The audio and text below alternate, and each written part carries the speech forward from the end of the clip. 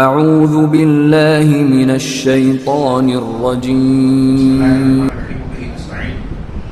الحمد للہ رب العالمین والصلاة والسلام علی سید المرسلین وعلی آلہ وصحبہ اجمعین ومن تبعهم بإحسان إلی یوم الدین.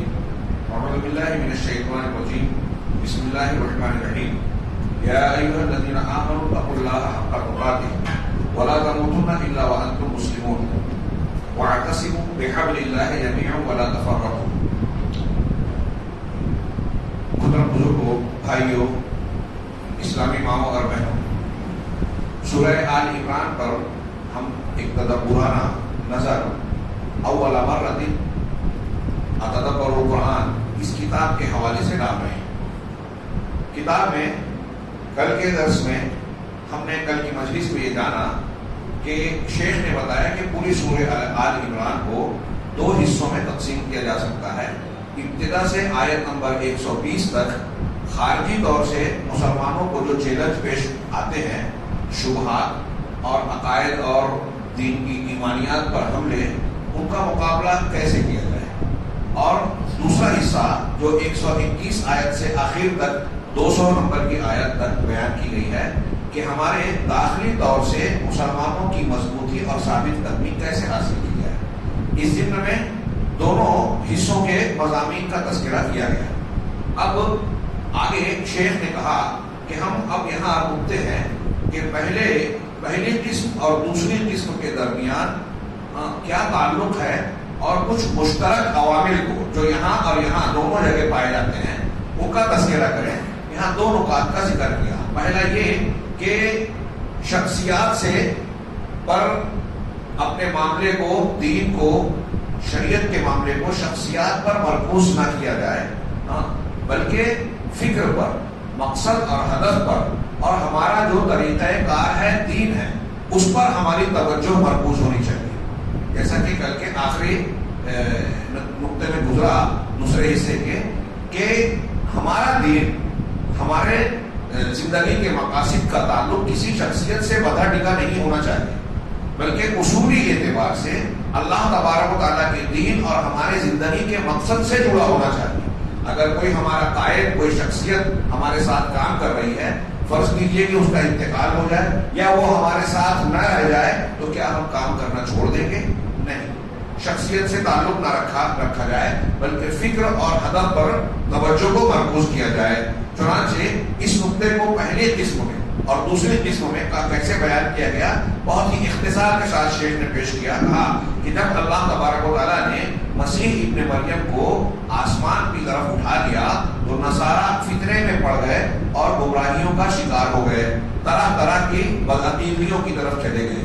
حضرت عیسیٰ علیہ السلام جب اٹھا لیے گئے، گویا انہوں نے اپنے دین کو حضرت عیسیٰ علیہ السلام کی شخصیت سے جوڑ رکھا. اگر وہ اصول، منہج اور ہدف پر نظر رکھتے تو حضرت عیسیٰ کے دنیا سے اٹھا لیے جانے کے باوجود اپنے دین پر سچائی اور اچھائی کے ساتھ قائم رہتے، منہج سے، دین کے اصولوں سے ہٹتے نہیں. یہ پہلی قسم بتایا. تو یہ بات جو پہلی قسم میں نظر آتی ہے کہ شخصیت سے تعلق رکھ کر ہدف پر نگاہ نہ ہونے کا نتیجہ کیا نکلتا ہے. یہ دوسری قسم میں اس کی طرف اشارہ ہے کہ جب غزوہ احد کے درمیان پیچھے سے خالد بن ولید کے حملے کے دستے نے حملہ کیا، مسلمان اور نبی کریم صلی اللہ علیہ وسلم کے درمیان فاصلہ ہو گیا، آپ کفار کے نرغے میں گر گئے.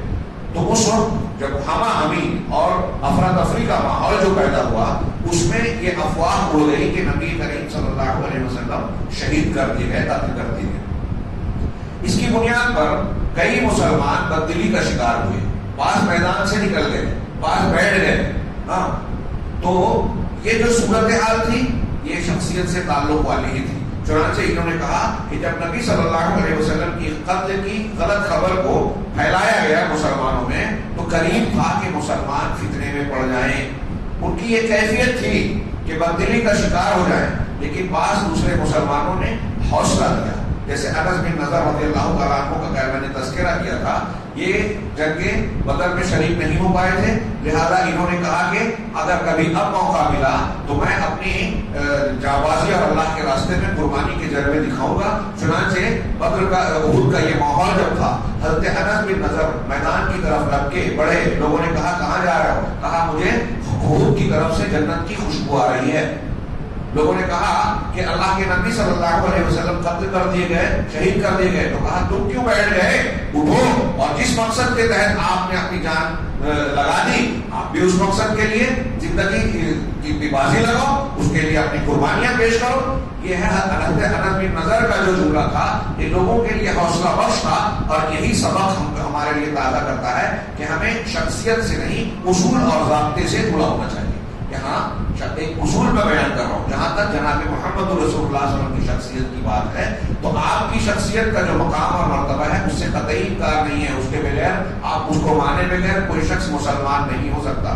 آپ کی رسالت کو مانے بغیر آپ سے اللہ کے بعد کائنات میں سب سے زیادہ محبت اور آپ کی اتباع کیے بغیر کوئی شخص جنت کے راستے پہ چل ہی نہیں سکتا۔ یہ اپنی جگہ، لیکن نبی کریم صلی اللہ علیہ وسلم اگر ہمارے درمیان موجود ہیں تو ہم دین پر عمل کریں گے، آپ موجود نہیں ہیں تو نہیں کریں گے، یہ طریقہ غلط تھا۔ چنانچہ اس کی طرف اشارہ کیا کہ احد میں اس غلط خبر کے پھیلنے پر ایسا مزاج قریب تھا کہ پیدا ہو، لیکن اس کی اصلاح ہو گئی، صحابہ کرام اس میں آگے نہیں بڑھے۔ یہ پہلا نمبر کی بات تھی کہ شخصیات سے نہیں مقصد سے انسان کو جڑنا چاہیے۔ دوسرے نمبر پر کہ اتباع کا واجب ہونا اور اس کی اہمیت، دونوں حصے میں جو سورہ آل عمران کا پہلی قسم ہے مضمون کی اور دوسری قسم، اس کو دو نقطوں بتایا کہ پہلی قسم میں یہ بات آیت نمبر 52 میں نظر آتی ہے، جس میں اللہ تبارک و تعالیٰ نے حضرت عیسیٰ کا ذکر کیا اور کہا فلما احس عیسیٰ منہم الکفر قال من انصاری الی اللہ۔ جب عیسیٰ علیہ السلام نے لوگوں سے کفر کا احساس کیا کہ یہ میرا انکار کریں گے، سچی دعوت کو قبول نہیں کریں گے، تو حضرت عیسیٰ نے پوچھا کہ کون ہے جو اللہ کے سلسلے میں میری مدد کرے؟ الحواریون نحن انصار اللہ۔ تو حواریین نے کہا، حواری خالص دوست، ان کے خالص دوستوں نے، جیسے اللہ کے رسول صلی اللہ علیہ وسلم کے صحابہ ہیں، حضرت عیسیٰ کے حواریین، انہوں نے کہا کہ ہم آپ کا ساتھ دیں گے، آمنا باللہ، ہم اللہ پر ایمان لائے، واشهد بأننا مسلمون، اور آپ گواہ رہیے کہ ہم مسلمان ہیں۔ آگے اور بھی ان کے جملے نقل کیے۔ یہ حواریوں کا موقف ملاحظہ فرمائیے، نبی کا ساتھ دے رہے ہیں کہ ہم اللہ کے دین کے سلسلے میں آپ کی مدد کریں گے، تو یہ اللہ کے رسول کی، پیغمبر کی اتباع کا واجب ہونا اور اس کی اہمیت نظر آتی ہے کہ یہ بہت اہم ہے۔ یہ پہلے حصے میں یہ پورا واقعہ پڑھیے، حضرت عیسیٰ کی اتباع کی اہمیت اور وجوب معلوم ہوتا ہے۔ دوسری قسم میں آیت نمبر 146 تا 153 اور 153، جیسے آیت میں اللہ نے فرمایا وَكَأَيٍّ مِّن نَّبِيٍّ قَاتَلَ مَعَهُ رِبِّيُّونَ كَثِيرٌ وَمَا وَهَنُوا لِمَا أَصَابَهُمْ فِي سَبِيلِ اللَّهِ وَمَا ضَعُفُوا وَمَا اسْتَكَانُوا وَاللَّهُ يُحِبُّ الصَّابِرِينَ۔ کہا کہ بہت سارے لوگوں نے، فَكَأَيٍّ مِّن نَّبِيٍّ، بہت سارے نبی ہیں جن کے ساتھ اللہ والوں نے قتال کیا، جنگ کی، جان کی بازی لگائی، اب اس راستے میں وہ پست نہیں ہوئے، کمزور نہیں پڑے، نہ دبے اور نہ ہٹے، نہ کمزور پڑے اور نہ دبے، اور اللہ صبر کرنے والوں کو، راہ حق میں جم جانے والوں کو پسند کرتا ہے۔ صبر کی اہمیت صبح کے درس میں ہم نے کچھ تفصیل سے بیان کی ہے، جن لوگوں نے سنا ہوگا وہ سمجھ سکتے ہیں، ان معنی کو اپنے دماغ میں رکھ کے یہاں واللہ یحب الصابرین کے معنی کو سمجھے۔ تو یہاں دیکھیے کہ اللہ تعالیٰ ابھار رہا ہے کہ ہماری آپ کی نجات، ہمارے آپ کا اللہ کے یہاں قابل قبول ہونا، بلند درجہ حاصل کرنا، اللہ کی مدد کا مستحق بننا، یہ ساری باتیں منحصر ہے کہ ہم دین کے سلسلے میں نبی صلی اللہ علیہ وسلم کی خالص اتباع اور پیروی کریں، آپ کے احکامات کے تابع دار بن جائیں۔ یہ گارنٹی ہے اللہ تعالیٰ کے پسندیدگی کی۔ اللہ ایسے لوگوں کو پسند کرے گا جو اس راہ میں نبی کے ساتھ کھڑے رہیں۔ اب اللہ کے نبی صلی اللہ علیہ وسلم کے ساتھ جنگ کا معاملہ تھا، آج اللہ کے نبی کا دین ہے ہمارے سامنے، آپ کی سنتیں اور تعلیمات ہیں، اس پر جمنا ہوگا۔ اب انہوں نے آگے ایک عنوان قائم کیا کہ وہ اسباب اور وسائل جو ثابت قدمی کے اندر مددگار ہوتے ہیں۔ سورہ آل عمران کے مضامین میں جیسا کہ بیان کیا گیا تھا کہ اس سورت کا محوری اور مرکزی عنوان کیا ہے؟ دین پر جم جانا، ثابت قدم رہنا، اپنے آپ کو مضبوط بنانا۔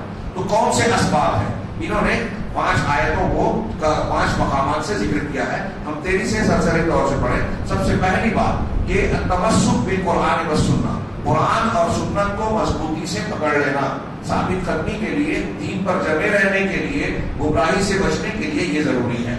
وَكَيْفَ تَكْفُرُونَ، آیت پیش کی ہے، آیت نمبر 101. وَكَيْفَ تَكْفُرُونَ وَأَنْتُمْ تُتْلَى عَلَيْكُمْ آيَاتُ اللَّهِ، تم کیسے کفر کر سکتے ہو جبکہ تم پر اللہ کی آیتوں کی تلاوت کی جاتی ہے. وَفِيكُمْ رَسُولُهُ، اور تمہارے بیچ میں اس کا رسول بھی موجود ہے. اللہ کی آیتیں ہیں اور رسول ہیں. آج ہمارے درمیان قرآن ہے، رسول اللہ صلی اللہ علیہ وسلم کی تعلیمات ہیں. تو اس کے ہوتے ہوئے کفر کرنا کیسے ممکن ہے، کیسے ہو سکتا ہے؟ نہیں کرنا چاہیے. وَمَن يَعْتَصِم بِاللَّهِ، جو اللہ کو مضبوطی سے پکڑ لے. اعتصام باللہ کا مطلب کیا ہوتا ہے؟ اللہ پر بھروسہ کرنا اور اللہ تبارک و تعالیٰ کے دین کو مضبوطی سے تھام لینا. جو اللہ تبارک و تعالیٰ کو پکڑے گا مضبوطی سے، یعنی اس کے دین کو تھام کر اللہ تبارک و تعالیٰ کے بھروسے ہے اپنی زندگی گزارے گا. آج مسلمانوں کو اس سبق کی بنیادی ضرورت ہے ثابت قدمی کی.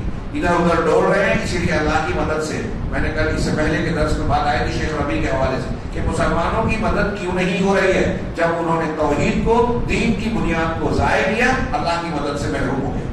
اب جنگ کر رہے ہیں، چیخ پکار کر رہے ہیں، بہت سی باتیں کر رہے ہیں، ہم مسجدوں میں نماز پڑھ رہے ہیں، کہیں ہم سنتے ہیں قنوت نازلہ پڑھتے ہیں کہ مسلمانوں پر افتاد پڑ گئی ہے، لوگوں نے حملہ کر دیا، بم برسا رہے ہیں شام میں، فلاں جگہ چیچنیا میں، بوسنیا میں، ہندوستان کے کسی حصے میں، اب یہاں بھی قریب کے مقابلے میں ہندو فرقہ وارستوں کی جانب سے جو حملے ہو رہے ہیں، سن کر پڑھ کر خبریں ہم اپنے دل کو جو ہے کمزور کر لیتے ہیں، حوصلے ہارنے کا انداز اختیار کرتے ہیں.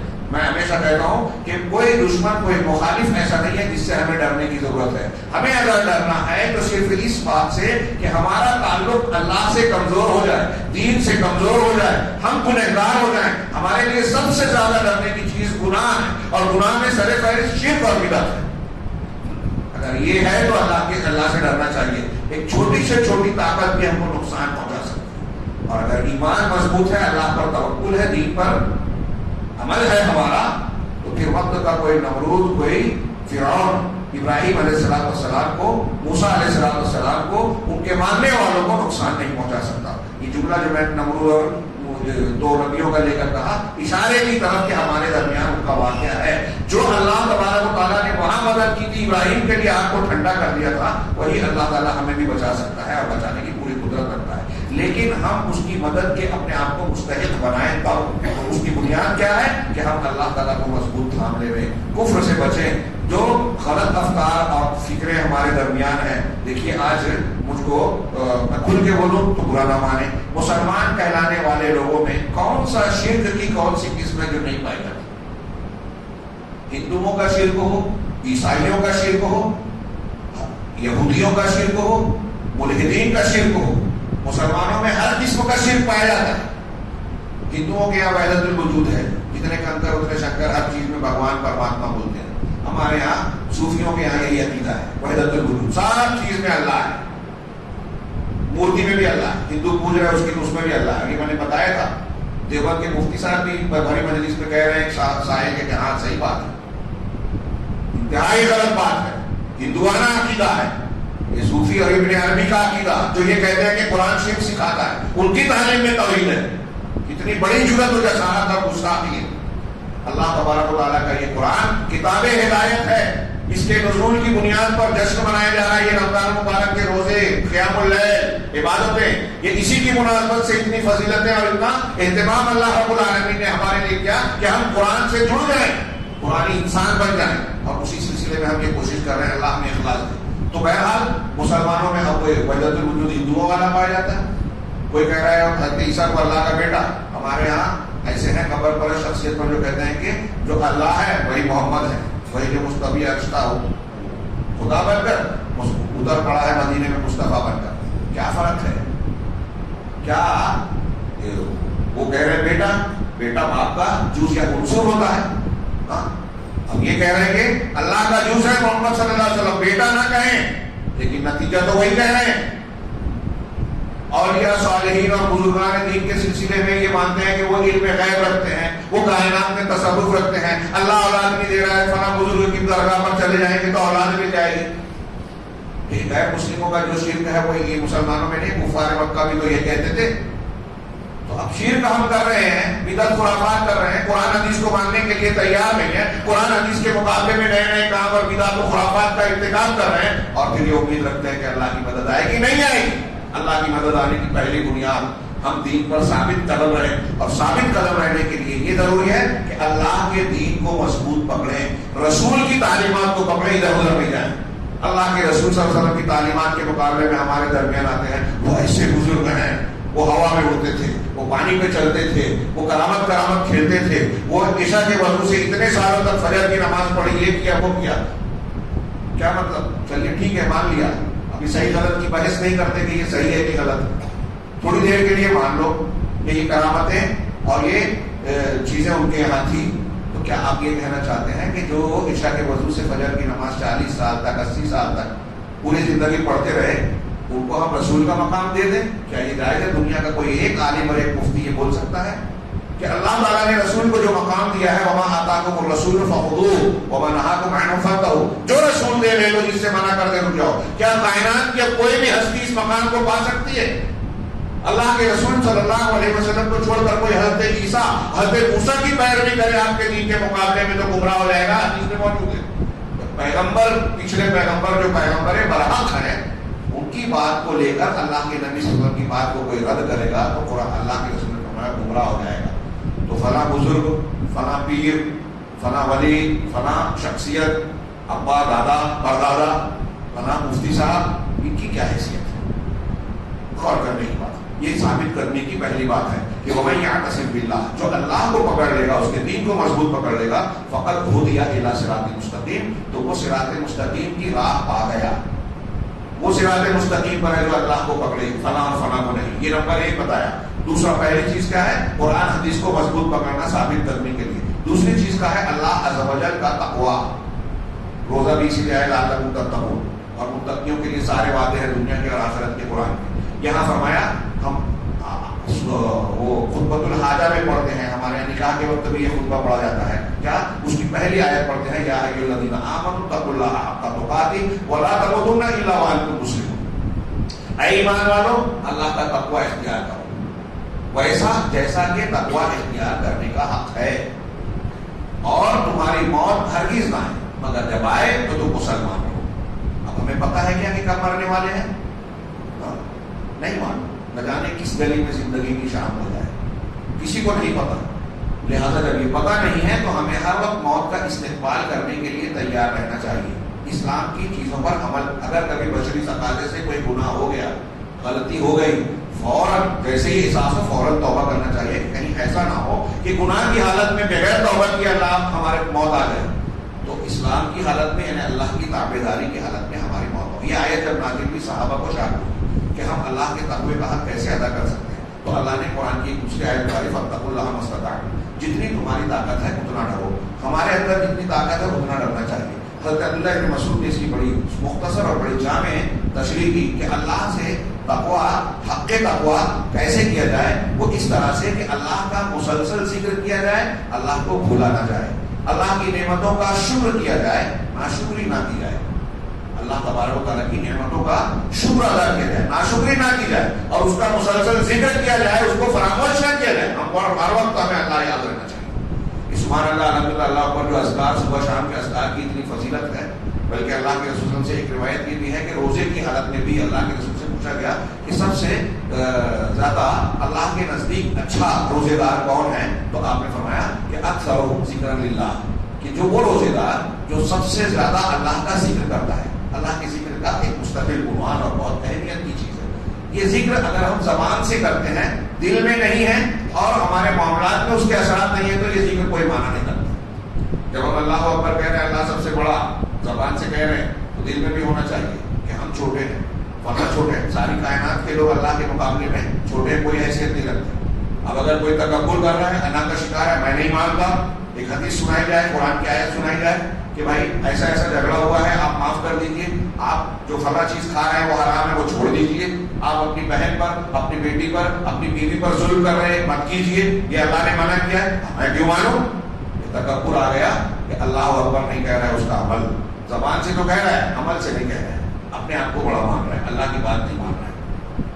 تو اللہ کا ذکر ہمیشہ ہو تو ہماری زندگی ہر مقام پر اللہ کے دین کے تابع داری کرے گی۔ تو تقویٰ پہلے یہ آیت جو بتائی آیت نمبر 102 101 تھی، 102 میں تقویٰ، پہلے قرآن و حدیث کو مضبوط پکڑنا، دوسرا تقویٰ۔ یہ جب دو چیزیں ہوگی تو انسان ذاتی طور پر اچھا انسان اور اچھا مسلمان بنے گا۔ اب جب آپ اچھے مسلمان بن گئے تو اب اکیلے میں نہیں رہ سکتے، سماج میں رہتے ہیں، آپ کو جڑ کر رہنا ہے۔ تو تیسرے نمبر پر کہا الاعتصام باللہ ولزوم الجماعہ، اللہ کو مضبوطی سے پکڑنا اور جماعت کو لازم پکڑنا، مسلمانوں کی جو اہل حق کی جماعت ہے اس کو پکڑنا۔ اللہ نے فرمایا واعتصموا بحبل اللہ جميعا، اللہ کی رسی کو سب مل کر مضبوطی سے پکڑ لو۔ یہ دروس رمضان یا مجالس قرآن میں شیخ ربیع نے انہی آیتوں پر کافی تفصیل سے درس دیا رمضان کی مجلس میں۔ ارادہ تھا کہ میں اس پر گفتگو کروں، لیکن اختصار کے ساتھ ہم اس مضمون کو سمجھ لیں کہ اللہ کہہ رہا ہے کہ قرآن حدیث کو اور تقوی کو جب آپ نے اختیار کر لیا تو تیسرے نمبر پر اللہ کی سب مل کر رسی پکڑو، مطلب جماعت کو لازم پکڑو۔ اللہ کی رسی کیا ہے؟ قرآن ہے، اسلام ہے، صراط مستقیم، نبی صلی اللہ علیہ وسلم کا لایا ہوا دین۔ اب تشریح اس سے بھی کریں، سب ایک دوسرے سے جڑی ہوئی چیزیں، تو اس رسی کو سب کو مل کے پکڑنا ہے۔ ولا تتفرقوا، اور فرقہ فرقہ نہیں بننا ہے۔ اب فرقہ فرقہ اس کا مطلب یہ کہ جب ہم اللہ کی رسی کو مل کے پکڑے رہیں گے تو فرقے ختم ہو جائیں گے۔ فرقہ ہے اس کا مطلب رسی کو مل کر ہم نے پکڑا نہیں ہے۔ آج مسلمانوں کے فرقے ہیں، کیوں ہیں؟ اس لیے کہ رسی کو مل کر نہیں پکڑا۔ توحید اور اتباع سنت پر سب لوگ جمع نہیں ہیں۔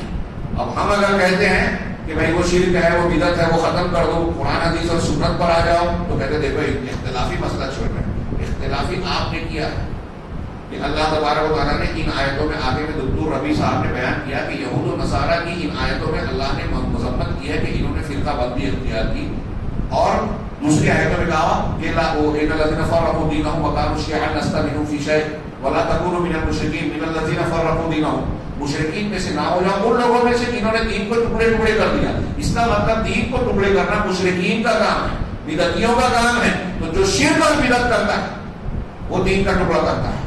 یہ قرآن کہہ رہا ہے، یہود و نصارہ میں بھی یہی تھے۔ شیخ ربیع نے کہا کہ امت مسلمہ میں بھی جن لوگوں نے دین کو بانٹا الگ الگ مسلک میں، وہ یا تو شرک کرنے والے ہیں یا بدعت کرنے والے ہیں۔ راہ حق سے، صحیح منہج سے جو ہٹ گیا وہ فرقہ بنایا، نیا راستہ بنایا۔ جو اسی راستے پر چل رہا ہے جو محمد رسول اللہ صلی اللہ علیہ وسلم اور صحابہ کا ہے، وہ صراط مستقیم پر ہے، وہ جماعت نہیں ہے، وہ فرقہ نہیں بنا، وہ اسی راستے پر چل رہا ہے۔ یہی اللہ کی رسی کو مضبوطی سے پکڑنا۔ اب اگر اسی راستے پر لوگ جمع ہوتے جائیں، اتحاد ہوتا جائے گا۔ تو توحید صف کے لیے توحید رب ضروری ہے۔ رب کو ایک مانو، محمد صلی اللہ علیہ وسلم کے دین پر اکٹھا ہو جاؤ، تو توحید صف یعنی اتحاد و اتفاق قائم ہوگا۔ کاش کے تفصیلی موقع ہوتا۔ اللہ نے آگے فرمایا وَاذْكُرُوا نِعْمَتَ اللَّهِ عَلَيْكُمْ إِذْ كُنتُمْ أَعْدَاءً فَأَلَّفَ بَيْنَ قُلُوبِكُمْ، اللہ کی اس نعمت کو یاد کرو جبکہ تم ایک دوسرے کے دشمن تھے، جانی دشمن۔ ایک ایک معاملے پر سالہ سال جنگیں ہوتی تھی مکہ والوں میں، مدینہ والوں میں، جاہلیت کے زمانے میں۔ فَأَلَّفَ بَيْنَ قُلُوبِكُمْ، اللہ نے تمہارے دلوں کو جوڑ دیا۔ فَأَصْبَحْتُمْ بِنِعْمَتِهِ إِخْوَانًا، لیکن تم اللہ کی نعمت کے ذریعے سے بھائی بھائی بن گئے۔ اللہ کی کون سی نعمت تھی جس سے بھائی بھائی بن گئے؟ اسلام۔ آج اسی اسلام کو ہم رات مانتے ہیں۔ مسلک کے جھگڑے، برادری کے جھگڑے، علاقے کے جھگڑے، گھر میں بھائی بھائی کے جھگڑے وراثت کے اور کسی کسی بنیاد پر، چچا سے جھگڑا بھتیجے کا، فلاں کا جھگڑا فلاں سے، پڑوسی کا جھگڑا پڑوسی سے۔ اسلام کی نعمت پانے کے بعد اہل جاہلیت ایک دوسرے کے لیے ایسے بھائی ہو گئے کہ ہر قسم کی قربانی دینے کے لیے تیار ہو گئے۔ کہتے تھے صحابہ کرام، مکہ سے مدینہ گیا حضرت عبدالرحمن بن عوف کو اللہ کے رسول نے انصار میں سے سعد بن ربیع کا بھائی بنایا مواخات کے طور پہ، تو کہا ٹھیک ہے بھائی ہو گئے ہو، چلو میرے گھر، یہ میرا گھر ہے۔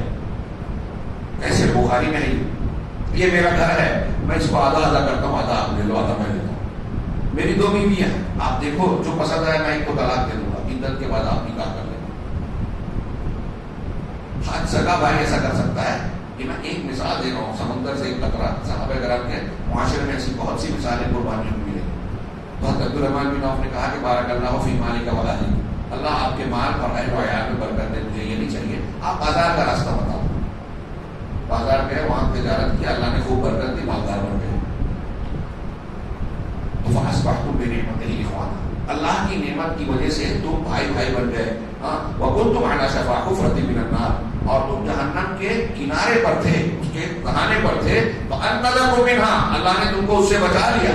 كَذَلِكَ يُبَيِّنُ اللَّهُ لَكُمْ آيَاتِهِ لَعَلَّكُمْ تَهْتَدُونَ، اپنی آیتوں کو اللہ تعالیٰ اسی طرح صاف صاف کھول کھول کر بیان کرتا ہے تاکہ تم ہدایت پا جاؤ. ان آیتوں پر غور کرو، ہمارے لیے ہدایت کا پورا سامان ہے. اب ہم ماننا نہ چاہیں، سمجھنا نہ چاہیں تو یہ الگ بات ہے. سارے مسلمانوں کو کہا جا رہا ہے، سارے انسانوں کو کہا جا رہا ہے، سارے مسلمان قرآن کی یہ 2-3 آیتیں بھی اگر سمجھ لیں تو دین پر مضبوط ہو جائیں گے، ایک ہو جائیں گے. اتحاد ہوگا، اور اتحاد ہوگا اللہ کی برکت آئے گی، قوت ہوگی، ورنہ ہوا اکھڑ جائے گی، جیسا کہ قرآن میں دوسرے مقام پر کہا گیا. 4 نمبر پر، یہ تیسرے نمبر پر ہے کہ جماعت کو لازم پکڑا جائے، اس کے آداب و اصول ہیں، اور جماعت اور اتحاد کی اپنی ایک اہمیت ہے. اور یہ اتحاد اور جماعت قرآن و حدیث اور توحید پر ہوگا. توحید کو، سنت کو ضائع کر کے نہیں ہوگا کہ شرک بھی کرو، توحید بھی کرو، بدعت بھی کرو، سنت میں بھی رہو، سب ایک ہو جاؤ. یہ کبھی نہیں ہوگا، دل کبھی نہیں ملے گی. نمبر 4 ثابت کرنے کے لیے چوتھی چیز جو ضروری ہے، آپ خود سدھر گئے، تقویٰ ہو گیا آپ کے اندر، پھر جماعت سے آپ جڑ گئے، ابھی آپ کا فریضہ پورا نہیں ہوا. اب ایک دوسرا کام، چوتھا کام ہے الامر بالمعروف والنہی عن المنکر، نیکی کا حکم دینا، برائی سے روکنا. مسلمانوں کے لیے دین کی دعوت دینا، جیسے ہم سانس لے رہے ہیں نا زندہ رہنے کے لیے، ویسے مسلمانوں کی اجتماعی زندگی کے لیے امر بالمعروف اور نہی عن المنکر ضروری ہے. اگر برائیوں سے روکنے کا سلسلہ رک جائے گا تو قوم پر عذاب آتا ہے. قرآن حدیث کی بہت سی دلیلیں ہیں. ایک گناہ ہو رہا ہے سماج میں اور آپ دیکھ کے خاموش ہیں تو آپ اللہ کے عذاب کو دعوت دے رہے ہیں. اس کی مثال دی بخاری کی ایک روایت میں کہ کشتی میں اوپر والے نیچے والوں سے پانی مانگتے ہیں، انہوں نے نہیں دیا. اب نیچے والے اوپر والوں سے پانی مانگ رہے، نہیں دیا. نیچے والے کشتی کی نیچے تہ میں پیتے میں سوراخ کرتے ہیں کہ ہم سوراخ کر کے پانی لے لیں گے. جب وہ سوراخ کریں گے تو پانی کشتی میں گھسے گا، کشتی ڈوبے گی. تو ڈوبے گی تو کیا صرف نیچے والے غرق ہوں گے؟ نہیں، نیچے والوں کے ساتھ اوپر والے بھی ڈوبیں گے. امر بالمعروف نہی عن المنکر بھی اسی لیے ضروری ہے کہ برائی سے اگر آپ نے نہیں روکا تو اللہ کا عذاب آتا ہے. آگے انہی آیتوں میں آیت نمبر 104 میں اللہ نے فرمایا وَلْتَكُن مِنكُمْ أُمَّةٌ يَدْعُونَ إِلَى الْخَيْرِ وَيَأْمُرُونَ بِالْمَعْرُوفِ وَيَنْهَوْنَ عَنِ الْمُنكَرِ، تم میں ایک امت ہونی چاہیے. وَلْتَكُن مِنكُم میں مین کو کچھ لوگوں نے تبعیضیہ، کچھ لوگوں نے بیانیہ مانا. سارے مسلمانوں کو بیانیہ مانے تو سارے مسلمانوں کو دعوت کا فریضہ عائد ہوتا ہے. مرد اور عورت کو، صبح کے درس میں نے بیان کیا، ہر ایک کو اپنے علم، اپنی طاقت اور اپنے دائرے کے اعتبار سے یہ فریضہ نبھانا ہے. تو تم میں ایک جماعت ہو جو خیر کی طرف لوگوں کو بلائے، وَيَأْمُرُونَ بِالْمَعْرُوفِ، معروف کا حکم دے، وَيَنْهَوْنَ عَنِ الْمُنكَرِ، اور منکر سے روکے. معروف میں سب سے بڑا معروف توحید ہے، منکر میں سب سے بڑا منکر شرک ہے. تو شرک کا، توحید کا حکم دینا، شرک سے روکنا، یہ اللہ کہہ رہا ہے. اب ہمارے یہاں بہت سی دعوتیں موجود ہیں، کوئی فضائل کی دعوت دے رہا ہے، کوئی حاکمیت کی بات کرتا ہے، کوئی تصوف کی اور کوئی فنا اور فنا چیز کی بات کرتا ہے، اور شرک سے نہیں روکتے کہ اس میں جھگڑا ہوگا، بدعت سے منع نہیں کرتے، توحید کی دعوت نہیں دیتے، اپنی دعوت اور اپنے منہج کی بنیاد توحید کو نہیں بناتے جو تمام انبیاء کا طریقہ تھا. کتنی بڑی بدقسمتی کی بات ہے. تو دعوت کامیاب کہاں سے ہوگی، مؤثر کہاں سے ہوگی؟ اللہ نے فرمایا وَأُولَٰئِکَ هُمُ الْمُفْلِحُونَ، یہی لوگ فلاح پانے والے ہیں. وہ جماعت جو بھلائی کی طرف بلائے گی، نیکی کا حکم دے گی، برائی سے بچائے گی، یہی فلاح. مطلب اس کا الٹا معنی کیا ہوا کہ اگر ہم نیکی تو لوگوں کو نیکی کا حکم نہ دیں، برائیوں سے نہ روکیں، تو ہم فلاح پانے والوں میں نہیں ہوں گے. نمبر 5 اور آخری ثابت کرنے کی بنیاد بتائی کہ ترک الاختلاف فی الدین، دین کے معاملے میں اختلاف کو چھوڑ دینا. یہود و نصارہ نے جو طریقہ اختیار کیا تھا، اگر وہ اختیار کرو گے تو اختلاف ہوگا، فرقہ بندی ہوگی، جھگڑے ہوں گے، اللہ کی رحمت روٹے گی اور مسلمانوں کی قوت پارا پارا ہو جائے گی، بکھر جائے گی، غیر مسلم پر ٹوٹ پڑے گا جیسے دسترخوان پر بھوکے ٹوٹتے ہیں. یہ کیسے ہوتا ہے؟ بدعت و خرافات سے یہ اختلاف ہوتا ہے. اور فرمایا وَلَا تَكُونُوا كَالَّذِينَ تَفَرَّقُوا وَاخْتَلَفُوا مِن بَعْدِ مَا جَاءَهُمُ الْبَيِّنَاتُ، ان لوگوں کی طرح نہ ہو جاؤ جو فرقوں میں پڑ گئے، اختلاف میں پڑ گئے، بات اس کے کہ ان کے پاس واضح دلیلیں آ چکی تھی. واضح دلیلیں آ جانے کے بعد اختلاف کی گنجائش نہیں ہے. ضروری ہے کہ ایک مسلمان بندہ واضح دلیل کو قبول کر لے، قرآن حدیث کو مان لے. جب قرآن حدیث کو مان لے گا تو اس کا مطلب فرقہ بندی اور اختلاف ختم ہوگا. اختلاف اور فرقہ کب ہوتا ہے؟ جب قرآن حدیث کو نہ مانا جائے، دلائل اور بینات کو نہ مانا جائے، جیسا کہ اس آیت میں اشارہ موجود ہے من بعد ما جاءهم البینات واولئک لهم عذاب عظیم، انہی کے لیے بہت دردناک عذاب ہے. اس امت کے فرقہ بندی کرنے والے وہی لوگ ہیں جو دین میں نئے نئے اصول، نئے ضابطے، بدعات، خرافات، نئے راستے اور نئے مسلک بناتے ہیں، اور ان کے لیے یہ وعید ہے. تو اس سے بچنا دین پر ثابت قدمی کے لیے ضروری ہے. یہ قرآن کی تعلیم ہے. سورہ آل عمران میں انتہائی شاندار تعلیم ہم کو ملتی ہے. اب تقویٰ، قرآن حدیث کو پکڑا، تقویٰ اختیار کیا، آپ سدھر گئے. جماعت سے جڑ گئے، اجتماعیت بن گئی. پھر جماعت کا اجتماعی کام کیا ہے کہ مل جل کر دعوت کا کام کریں، دفاع کریں، قوت کا استعمال کریں. یہ کام جب مسلمان کی 3 اسٹیپ اگر مسلمانوں میں رہے گی تو مسلمان درست ہوں گے اور دنیا کی کوئی طاقت ان کا کچھ بگاڑ نہیں پائے گی، وقت کا امریکہ ہو یا کوئی بھی ہو. آگے من فوائد واللطائف السورۃ، اس سورت کے فوائد و لطائف کے تحت انہوں نے 2-3 نکات بیان کیے ہیں. فرمایا کہ اللہ تعالیٰ نے اس کی سورت میں ایک جگہ کہا یا مریم اقنتی لربک واسجدی وارکعی مع الراکعین، اے مریم اپنے پروردگار کی اطاعت کرتی رہے. ایک خاتون کو خطاب کر کے کہا، حضرت مریم علیہ السلام. دیکھیے ان کے خاندان پہ اس سورہ کا نام ہے آل عمران. سورہ مریم ایک سورہ الگ سے ہے، اور شاید میں جانتا ہوں کہ خواتین میں یہی ایک عورت ہے جن کا قرآن میں نام کے ساتھ ذکر ہے. یہ بڑی کامل خاتون، قوت تو عورتوں میں نہیں تھی لیکن نبی کی یہ والدہ ہیں اور ان کا بڑا اونچا مقام ہے. چنانچہ اللہ نے کہا اے مریم اپنے پروردگار کی فرما برداری کرتی رہے، واسجدی سجدہ کر، وارکعی مع الراکعین اور رکوع کرنے والوں کے ساتھ رکوع کرو. قرآن کی اس آیت سے یہ بھی ثبوت ملتا ہے کہ عورتیں جماعت سے نماز پڑھ سکتی ہیں. اللہ تعالیٰ کہہ رہا ہے وارکعی مع الراکعین، رکوع کرو رکوع کرنے والوں کے ساتھ. یہاں اس آیت کے ذکر میں 2-3 معنی انہوں نے بیان کیا کہ بندے کے لیے اس آیت سے پتہ چلتا ہے کہ بندے کے لیے مناسب ہے کہ خوب عبادت کرے.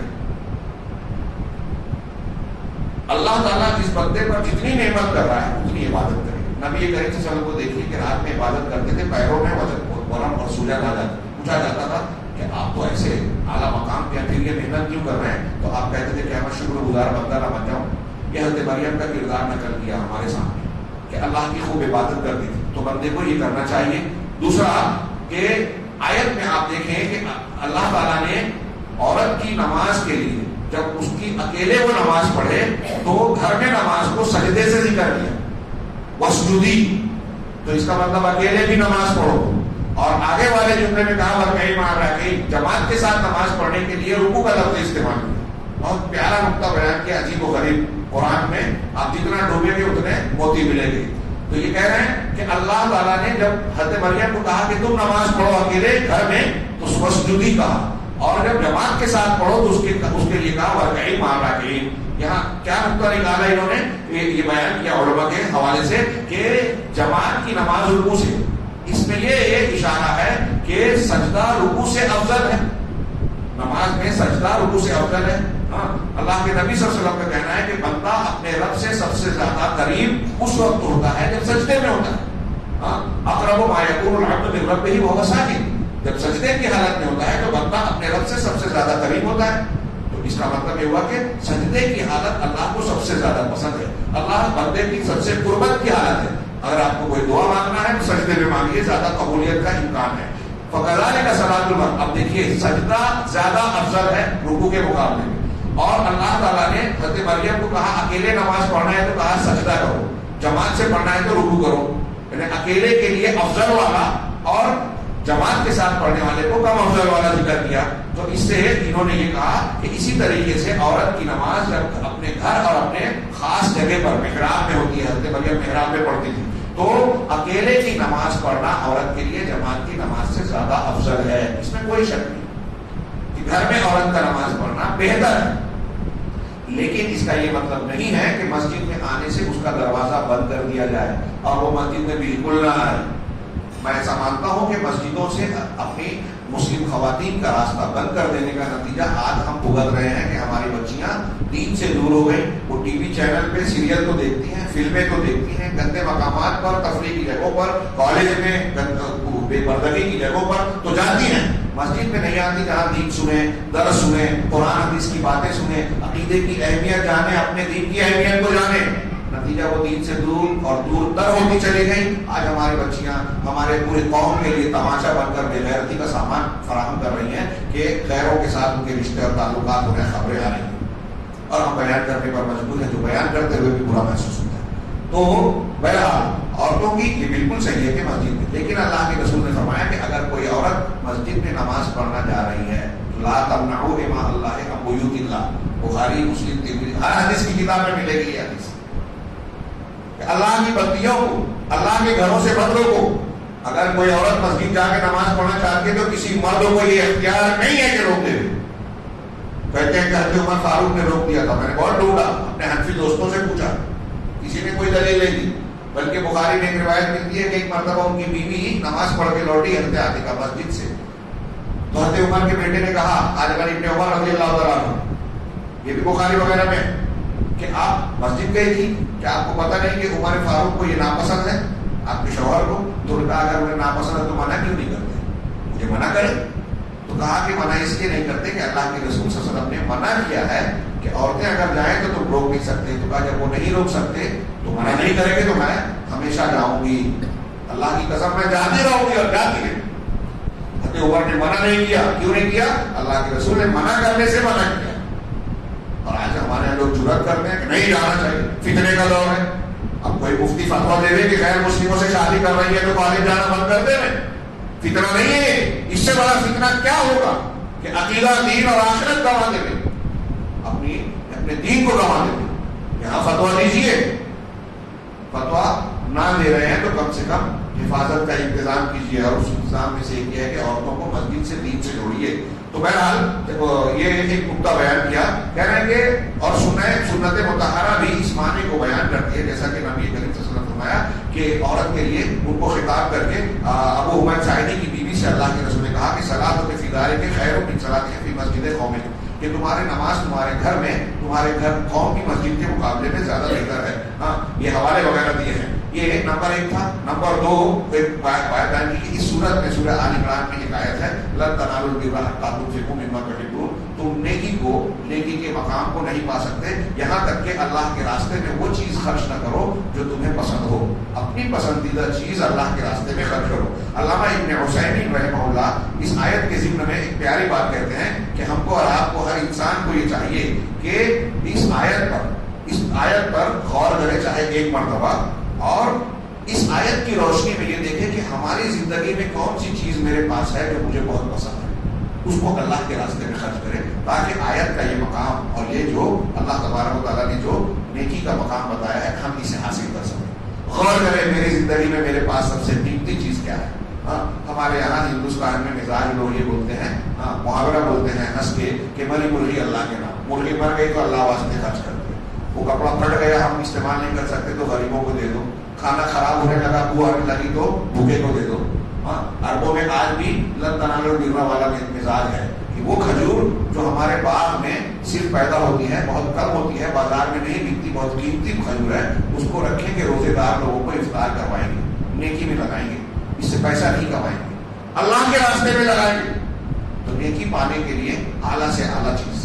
صحابہ کرام نے جب یہ سنا, حضرت ابو طلحہ کا واقعہ میں نے پیچھے بیان کیا تھا جمعہ کے خطبے میں, کہ انہوں نے اپنا باغ جو مدینہ کا اس وقت کا سب سے بڑا اور سب سے قیمتی باغ تھا اللہ کے راستے میں دے دیا. اللہ کے رسول نے کہا کہ اپنے رشتے داروں میں یہ بانٹ دو. بہرحال یہ نمبر 3 انہوں نے بیان کیا کہ اللہ تبارک و تعالیٰ نے اس صورت میں سورہ آل عمران میں ثابت قدمی کا نمونہ 2 عورتوں کو بنا کر پیش کیا. ہماری مائیں بہنیں سنیں, 2 عورتوں کو ثابت قدم کا نمونہ بنا کے پیش کیا. ایک تو زوجۃ عمران, عمران کی بیوی, انہوں نے دعا کی تھی رب انی نظر تو لگا معافی بطنی محررہ, میرے پیٹ میں جو بچہ ہے پروردگار میں اس کو تیرے لیے محرر, ایک دین کے کام میں لگاؤں گی. بچہ پیدا نہیں ہوا, اور ایک عورت, مسلم عورت, مومنہ عورت یہ کہہ رہی ہے کہ پیدا جو بھی بچہ ہوگا تو میں ایسا کروں گا. اب جب بچہ پیدا ہوا تو بچہ کی بجائے بچی پیدا ہوئی حضرت مریم, تو اس پر ان کو افسوس ہوا.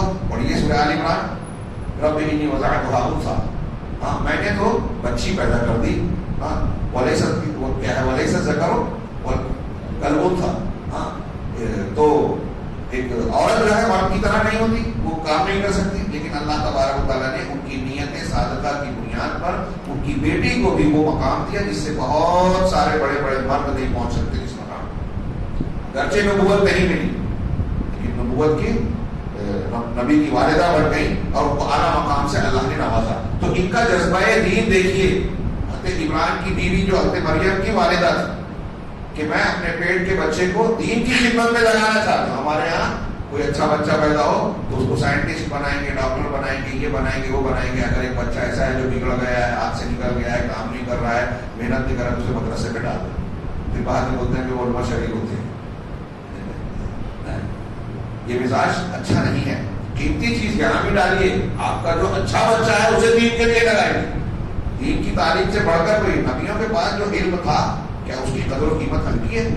ہمارے یہاں اس کو حقیر سمجھا جاتا ہے، کمتر سمجھا جاتا ہے، یہ بدقسمتی کی بات ہے، دین سے دوری کی بات ہے، دین کی ناقدری کی بات ہے۔ ہاں، ایک عورت تو زوجہ عمران تھی، دوسری مریم بنت عمران، حضرت مریم علیہ السلام کو اللہ تعالیٰ نے نمونے کے طور پر اور ایک عورت کو، خاتون کو پیش کیا۔ وَقَدْ مَنَّ اللَّهُ، اللہ تعالیٰ نے ان پر احسان کیا کہ ان کے بیٹے کو نبی بنایا، اور کون سا نبی بنایا؟ اولو العزم رسولوں میں سے، اعلیٰ درجے کے جو رسول پیغمبر ہیں، صاحب شریعت، تو ان پر انجیل نازل کی، اور پھر ان کو فضیلت سے نوازا۔ بچپن میں انہوں نے بات چیت کی، ان کو اللہ، روح اللہ، کلمۃ اللہ، بغیر باپ کے پیدا کرنے والا بیٹا بنایا۔ اور پھر ان دونوں کا نمونہ تھا کہ اللہ تعالیٰ نے اس مبارک سورہ کا نام اس مبارک خاندان کے نام پر رکھا، سورہ آل عمران۔ اس خاندان کے نام پر اس سورت کا نام رکھا، گویا اس خاندان کو اللہ تعالیٰ نے ہمارے آپ کے لیے، ہماری عورتوں کو ان کے لیے ایک رمز، علامت کے طور پر پیش کیا کہ دیکھیے خواتین کا کردار، ایک ایمان والی خاتون کا کردار کیا ہوتا ہے اور کیا ہونا چاہیے، کس طریقے سے انہوں نے اللہ کے راستے میں محنت کی۔ چنانچہ یہ ہم کہہ سکتے ہیں کہ ثابت قدمی کی جو تعلیمات اس میں دی گئی ہیں، عیسائیت اور اللہ کے رسول اور صحابہ کے جو غزوہ احد کے تناظر، یہ ساری چیزوں کے بعد بھی سورہ مریم، حضرت مریم علیہ السلام کا جو ذکر کیا گیا، ان کے گھر کا ذکر کیا گیا اور اس بنیاد پر اس سورت کا نام رکھا گیا، تو ہم کہہ سکتے ہیں کہ اس سورت میں ثابت قدمی کا رمز، علامت اور نشانی عورتوں کو بنایا گیا ہے کہ خاتون بھی ایمان والی ہو تو لوگوں کے لیے نمونہ بن سکتی ہے۔ آخری نمبر پر انہوں نے ذکر کیا ایک آیت کو، زُيِّنَ لِلنَّاسِ حُبُّ الشَّهَوَاتِ مِنَ النِّسَاءِ والبنین والقناطیر المقنطرہ، ایک آیت ہے سورہ آل عمران کی ابتدائی آیتوں میں، کہ لوگوں کے لیے شہوتوں کی محبت پسند محبوب بنائی گئی ہے، عورتیں، بچے، بہت ڈھیر سارا مال، سونے چاندی کا ڈھیر، گھوڑے، یہ سب چیزیں بیان کی گئی ہیں کہ ان سے لوگوں کو محبت ہوتی ہے۔ جیسے آج کل ہمارے یہاں لوگ دین سے زیادہ، آخرت سے زیادہ دنیا کی طرف بھاگے جا رہے ہیں، تو یہ شہوت کی محبت ہے۔ اب لوگوں کے لیے یہ خوبصورت بنائی گئی ہے، تو کس نے خوبصورت بنایا؟ بعض علماء نے کہا کہ مزین کرنے والا، خوبصورت بنانے والا اللہ ہے، بعض نے کہا کہ شیطان ہے۔ اہل علم نے کہا کہ ان دونوں میں کوئی ٹکراؤ نہیں ہے، اللہ تعالیٰ نے ان چیزوں کو پیدا کیا تو فطری طور پر پیدا کرنے اور مہیا کرنے، اس سے فائدہ اٹھانے کا انتظام اللہ نے کیا، اس اعتبار سے اللہ نے خوبصورت بنایا۔ اور شیطان کی تزیین کیا ہے کہ وسوسہ اور دھوکہ ڈال کے اس میں مبتلا کرتا ہے کہ ان چیزوں کے پیچھے پڑ جاؤ، دین کو پیچھے ڈال دو۔ تو دونوں کا معنی اپنی اپنی جگہ پر صحیح ہے۔ یہ سورہ آل عمران کے تناظر میں کچھ مضامین، کچھ ہدایات اور اس کا تدبرانہ خلاصہ بیان کیا۔ امید ہے کہ ہم ان کے مضامین کو سننے کے لیے، مضامین کو سننے کے بعد مزید اس کی تفسیر پر غور و فکر کریں گے۔ اللہ تعالیٰ ہمیں قرآن سمجھنے اور اس کے مطابق اپنی زندگی گزارنے کی توفیق دے، اور اس بنیاد پر دنیا اور آخرت کی تمام فضیلتوں اور برکتوں سے ہم کو نوازے۔ وآخر دعوانا